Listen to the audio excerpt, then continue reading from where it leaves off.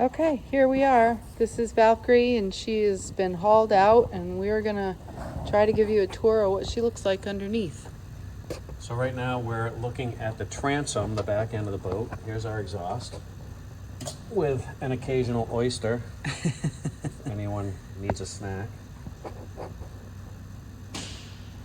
These are our trim tabs, which we hardly ever use because, for one, we don't go fast enough for it to make much of a difference, but they're supposed to help plane the boat bow down or bow up or left and right. We don't use them because I don't need them. We go too slow. And if I leave them down, we would get all sorts of growth under here. Right now, we don't really have much growth because I always leave them up. But they're down now so that guys can clean and paint. So our exhaust is full of barnacles and oysters. Dark in there right now. Yep. This is one of our zinc anodes. We use aluminum, which is good for brackish, salt, and fresh water. And then moving over here, we have our new lights that I think Grandma bought us for Christmas 2 years ago, right? Yes. So we have our new lights that we installed 2 years ago when we were hauled out. This is our stern thruster. Needs a good cleaning. Not quite clean enough yet. But yes, that spins and moves the back end of the boat left or right, depending on how I move the joystick. Then this is our boarding ladder, which only gets used when we're swimming. And then interesting that zinc is totally wasted, but this one's still in pretty good shape. So that is interesting. It's not horrible. All right. I wonder if it's more some electrolysis going on, like somebody's electricity in the water or dissimilar metals causing electrolysis, which is eating the weaker metals. And the zinc or the aluminum is a weaker metal, so it's supposed to get eaten first before everything else gets eaten. Okay. So then we come here. You can see that because this is a cockpit motor yacht, the whole cockpit is actually behind our running gear, our rudders, propellers, and everything else. It's basically a 48-foot motor yacht that Ocean Yacht, the manufacturer, added more to it. This is our rudder on the port side. I'll probably have to check that because that's a little clunky.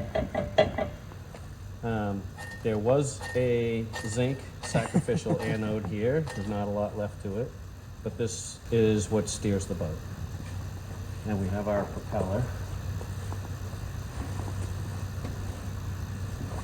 Strut. And this, which we'll have to talk about in length. This is one of our spur cutters.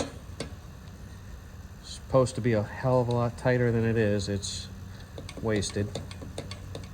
It's supposed to be fixed to the shaft, not all loosey-goosey like that. So this needs to be replaced. The other side also failed, and I already took that off this summer, and I have a replacement to go on it, but now apparently we need this side too. The strut holds the propeller from going up and down and left and right, and that feels all right. And then the propeller, you can see the leading edge cuts into the water and then gets pushed off the back edge.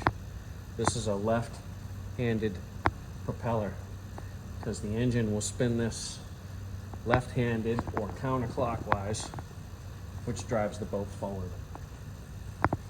So this propeller is 28 inches in diameter, and because of the pitch, this whole pitch thing, Yep. if it was in a solid medium, for every rotation, it would move forward 30 inches. And then we have the shaft strut. New zincs, Musings. ready to go. These are our intake screens. This is for the port side main engine.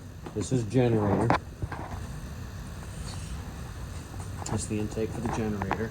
This one, which Talking is about broken, water intake. one of our air conditioning and heat water pumps. This is our stabilizer fan, which I just locked down, and I just want to see if they both are straight when they're supposed to be centered. Are they actually both straight, or like a car's front tires, are they towed in or towed out, making us less fuel efficient? Then we have the intake for, this is our water maker, and then this is the intake for our other air conditioning heat water pump. We have a couple of through-hull transducers over there. That's hull drain plug. The plug is in. If it wasn't, we'd be taking on water if we were floating. This is our bow thruster. Very handy. It's a zinc anode. These are our intakes and discharges for our forward toilets. One of them is the discharge for the washing machine, and one is the discharge for the 2 forward bathroom sump pump, the showers and the sinks, and also our wet bar. Also, all right, another transducer. This one has a speed wheel. What? What does that mean? It means that as we pass through the water, this little speed wheel will move. Which one side's broken anyway. So, and then that'll tell us our speed through the water. Here's another one. Yes. That's our intake for our master cabin toilet. Okay. And then by your hat is the discharge for our toilet. If we were to pump directly. Right, but we pump into a holding tank, so. Here's our other main engine screen on the starboard engine. And then this is a good place to look. You see where the blue paint is? Yes. All right, so we have black paint over blue paint. So when we get down and we can start seeing blue paint, that tells us it's time to put more black bottom paint on. And that's why we're here. And that's why we're here. This is where I'm supposed to be replacing the spur cutter, line cutter for this side. That was the one that I had already removed this summer. I have a new one right here. And so that will go on. These propellers will get changed out. Did you show the pinning? I'm sure you recorded it earlier. We did record it a little bit earlier, But that is some serious pitting. then where do you get the pitting from?